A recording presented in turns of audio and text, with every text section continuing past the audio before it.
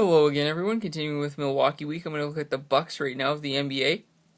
So currently, the Bucks are in a tough first round division series against the Bulls in the playoffs. So right now, the series is 3-2. The Bulls are up 3-2 in the series, but they were at one point up 3-0. So the Bucks are crawling their way back and scratching to potentially make this a 7-game series and move on to the second round. And if they do win Game 6, I could definitely see them winning Game 7. They have found a way to get back into the series, so good luck to them as this series continues on. Looking at their roster, they do have a young roster, couple of their starters. I'll start talking about first. Carter Williams, obviously, who they traded for. He's played 25 games with Milwaukee, just born back in '91. In this playoff series, he's averaging 14 points per game with 4.6 boards as well as 5.6 assists. So he's a solid player for the team and a guy that they can grow with and build around for the next few years. Their other young player that they have, I know I'm going to pronounce this name wrong, so I'm going to apologize in advance. Ante Tokounmpo. Again, I apologize for that. He was just born back in '94. In this playoff series, he's averaging 12.8 points per game, 7.8 boards, as well as 2.8 assists. So those are two young players that are producing for the team that are going to be a big chunk of the reason if they do make it to the second round for the team's success, whether it be this playoffs and as well into the future.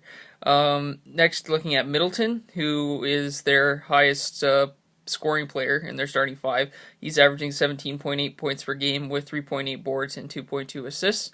And then you have some veterans in there as well with Ilyasova, who is averaging 9 points per game with four boards and 0.6 assists. And then Pachulia, who is averaging 6.4 points per game, 7.4 rebounds, and 1.6 assists.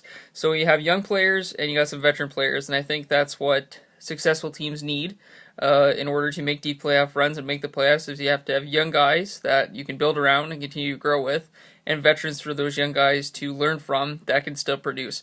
Obviously, Ilyasova and Pachulia, their best years are behind them. Ilyasova, looking at the regular seasons for Ilyasova, his most recent best regular season was back in 2011, where he averaged 13 points per game and 8.9 boards. And then with Pachulia, back in '05, when he was with Atlanta, he was averaging 11.7 points per game and 7.9 boards. And then in 2011, he was averaging 9.8 points per game and 7.9 boards. So his rebounding is still there. When you look at this playoff series, he's averaging 7.4, so he's still got the rebounding, but his points per game are going down. But that's okay, I think. I think you want younger guys like Carter Williams and Middleton and Ante. I'll just abbreviate it so I don't pronounce it wrong a bunch of times. You want those guys to step up and be your leading scorers. You don't want to have to rely on guys like Pachulia and Ilyasova anymore, because Pachulia was born back in '84, so I know he's only in his early 30s. That doesn't mean he's going to retire anytime soon or anything like that, but you don't want to have a guy like that where you're relying on him to make the playoffs and be your big point getter. Obviously, there are teams out there that have veteran older players like the Mavericks with Nowitzki and the Spurs with Duncan and Parker, that those are the guys that can still get the big points for them. But then they have younger guys that come in. With the Mavericks, you got Ennis, and then with Monte Ellis, and then with the Spurs, you have Kawhi Leonard and those kind of players. So you have those younger guys that can come in and produce, and I think that's what the Bucks have with Carter Williams and Ante. Obviously, a big hit. They did draft Jabari Parker, second overall pick this past year. Back on December 15th, though, ACL injury. He's been out for the season. If he was in the playoffs and was on the team and was healthy, the playoffs might be a different story. The Bulls are still a very competitive team and can easily make the conference finals. So that they've been able to take them to 6 games in this series is really impressive, especially at one point it looked like it was going to be a 4-game sweep.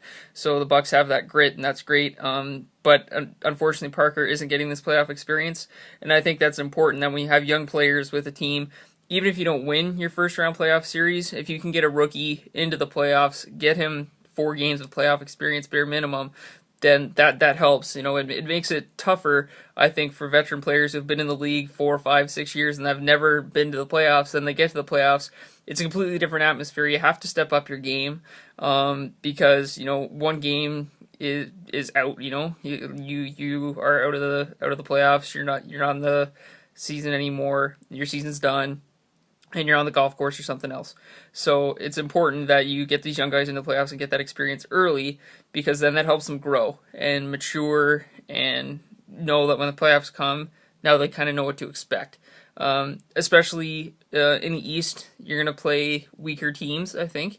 You don't have to have a 60-win season to make the playoffs in the East. You don't even have to have a 500 win season to make it in the East. You can have a 35 win season and still make the playoffs in the East potentially. That's just how how superior the West is compared to the East. The West has fantastic talent, and teams like the Thunder don't make it, and they had a rough year, but teams in the East don't have to have great records and they'll make it. And that's why I think the Bucks have this opportunity, is they're playing in a weaker conference.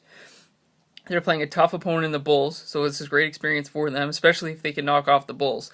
That's just going to be a huge ego boost for them, a huge confidence boost, and depending on who they play in the second round, that's going to be good. I think everybody's now saying, oh, the Cavs, they don't have Kevin Love, and J.R. Smith is going to be out for the first 2 games, so, if they don't make it to the finals, it's all Olenek's fault because he dislocated his shoulder, and et cetera, et cetera. But I'm not going to get in with that with the Cavs. If the Bucks can make it to the second round and they can make it to the finals and they can make a deep playoff push, doesn't matter who your opponents are. Excuses are excuses. Teams who are good find a way to win when their star players are out, and that's what I think the Bucks have been able to do. The second overall pick in Parker, he's been out, and guys are stepping up like Carter Williams and Middleton. And that's important for that to happen. Looking at their bench, obviously Jared Bayless, a great way to finish off that game a couple nights ago. He's averaging 6.4 points per game with 2.2 boards, 2.6 assists. Henson is almost averaging a double-double this postseason with 9.8 points per game and 9.2 boards. OJ Mayo, 10 points per game, 3.6 boards, and 3.4 assists. That's kind of looking at their bench. You also have Dudley, obviously 6.8 points per game, 1.6 boards and 1.4 assists. They have just been going with the 9 players. They had guys obviously in their regular season like Ennis and Inglis and O'Brien and Plumlee, but those guys are all young. Ennis is born in 94, Inglis 95, O'Brien 93.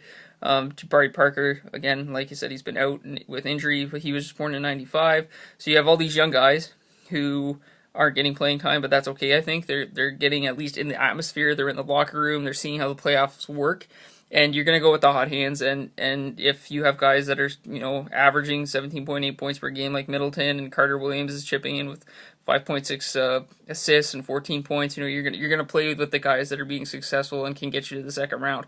So that's fine. As an overall, looking at their starters are averaging 60 points per game, 12.8 assists, and 27.6 boards. And then their bench is averaging 33 points per game. So between the bench and the starters, they're averaging 93 points per game. If your defense is strong, you should be able to hold your opponents to under 90 points per game, and then you'd be successful. If you're averaging 93 points per game and you hold your opponents to under 90, you're going to win most of your games, if not all of them, based on that logic. But that's important. If they weren't averaging at least 90-plus points per game, the Bulls would run away with this series, and at one point it looked like they were going to. But the Bucks have fought back, so congratulations to them. Good luck as they finish off this series and potentially make it to the second round. Game 6 is going to be tough. Got 2 more wins and you're on to the second round, so hopefully they can find a way to manage that. Thanks again all for watching. You can follow me on Twitter at gham614. I will be finishing off Milwaukee week tomorrow with my look at the Brewers. Bye.